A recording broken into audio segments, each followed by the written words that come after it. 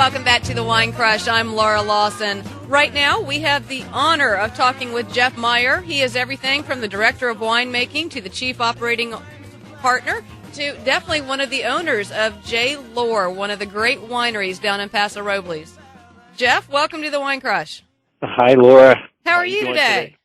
I am doing just fine. Actually, we're enjoying some beautiful sunny weather here today. It's probably about 70 degrees, so I'm doing great. You realize that's cruel and unusual punishment for those of us on the East Coast, right? Sometimes, yeah. I've been back there in January and February, and yeah, it's good to be in California at times. Yeah. Well, enjoy it while you can. Well, we are talking today. Obviously, we are delighted to have you on the show. I've always been a huge fan of J. Lohr, and I don't believe we've had anybody from Paso Robles on the show. So why don't you give our listeners an idea about J. Lohr and about your region? Sure. Well, we're actually in two appellations, and we originally got our start back in the early 70s with a person by the name of Jerry Lohr, who is the winery owner and founder. And initially we were in Monterey County, a little town called Greenfield, which is about halfway down the Monterey Salinas Valley area. And like a lot of early people in the industry, we Jerry, with a lot of advice from the university where I went to at Davis, as well as locals, kind of got advice that in Monterey you could plant pretty much anything. The climate would be perfect for Cabernet and Chardonnay and all those things. And in essence, Jerry learned very quickly that Monterey was really too cold for all but four varieties that we planted in the area, which was Chardonnay, white Riesling, an obscure variety called Valdiguier, and then another variety called Pinot Blanc. Jerry was a real lover of Cab and was kind of disappointed with the initial difficulties that we had in Monterey. So he and his winemaker at that time, Barry Nico, who was my mentor, back in the late 70s, early 80s, began looking for a place to grow Cab and really fell in love with an area about 1 hour south of where we are in Monterey County, a little town called Paso Robles, which is a short distance really, in just 60 miles, but it's a world of difference in terms of climate. It's much warmer during the day, oftentimes getting up into the 100-degree temperature range, but still getting that coastal influence at night, so we'll chill down to 50 degrees or so during the evening. It's a very oak-studded kind of rolling hills area, just about 17 miles from the Pacific Ocean. 17 miles from the Pacific Ocean. Hearst Castle is one of the major landmarks to the west of us.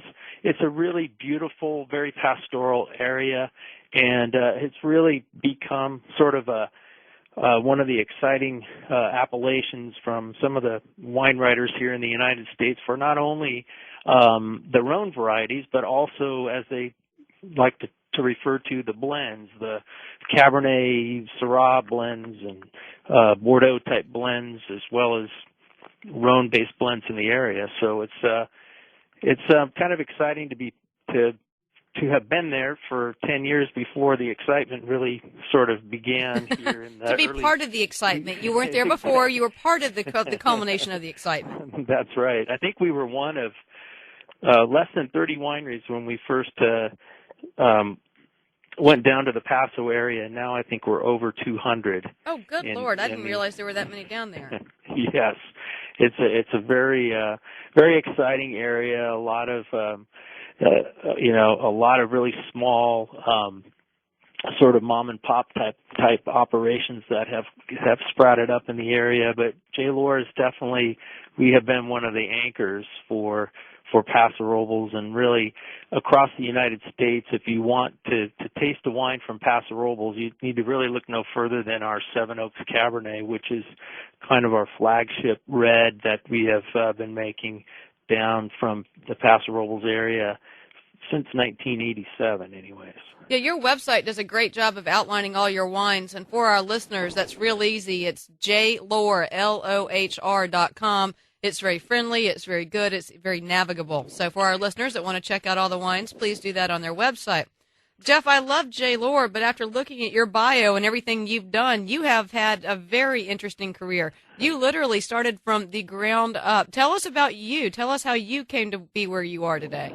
Well, I guess, I'm really fortunate in sort of my parents, who were sort of Midwest transplants in the late 50s, came to California, and then just sort of being here, you are exposed, I guess, to sort of the wine country environment. If you do any sort of travel at all, it is one of the kind of the neat places to go and visit. I never really put two and two together as far as, looking at all these people that seem to be happy with their work in the wine country. When I got dragged along as a kid, when relatives would come out from the Midwest or whatever, but I went to the University of California at Davis on a different path than I ended up in, but I always loved being outdoors. And when I went to school there, I quickly realized that they had a world-class wine program. A lot of students from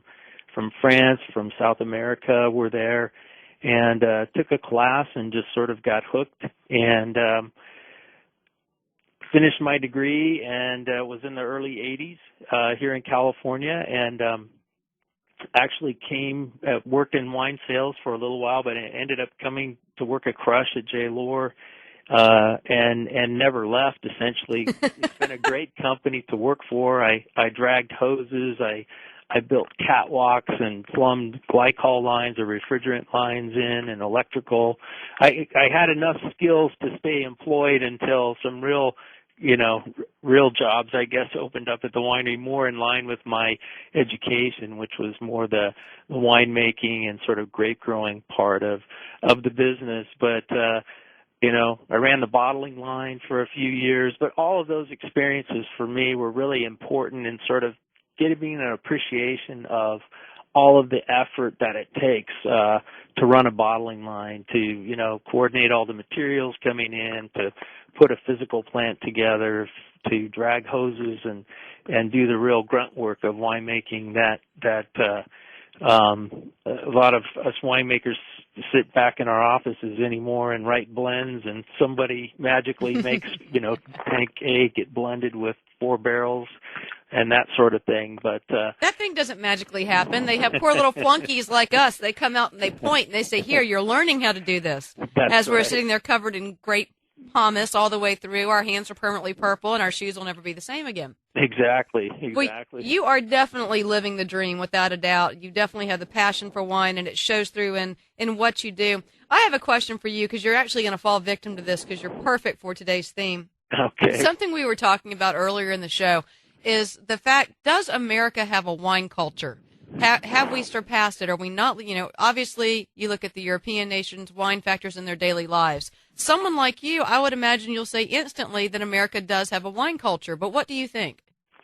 I think we're still a young wine culture here in the United States. I think, certain areas of the country have sort of, if you've grown up with it, in California, maybe, certain parts of New York and Virginia where they do have some wine growing areas, Michigan and so on. I think you're exposed to it at a relatively young age, and so you sort of see it. It's we were fortunate enough to have some family friends that really enjoyed wine growing up. So my parents being from the Midwest at that time, it wasn't really a part of their cultural upbringing, but yet they very quickly sort of became very much interested and involved in it. And certainly when I got into the business, my brother-in-law works for a large distributor here in California. So for them, it's sort of like supporting the family farm. And I think across the country, I spent some time in the Midwest at a family reunion this summer and kind of brought wine with me and tasted everybody on what we're making and that sort of thing. But I think it's becoming more, it's in the early stages, I think, nationally, but I think it's certainly something that people are exposed to much more and are starting to really enjoy as a part of of a good life, day in and day out life. Yeah. I was curious, definitely, because you have been bathed in the waters. There's no doubt about that. Well, Jeff, I appreciate you being on the Crush today. Obviously, for our listeners, the link to J. Lohr is going to be on our website, so you can check out more about Jeff and his fascinating bio, and of course the wonderful wines that J. Lohr puts out. Jeff, hopefully we can have you back on the show at some point. We can talk about your new releases. Well, thanks so much, Laura, for having me, and best wishes for everybody for a great holiday season coming up. And for you as well. Enjoy that 70-degree weather while it's 30 degrees and we're putting our tree up. Okay. Jeff, you take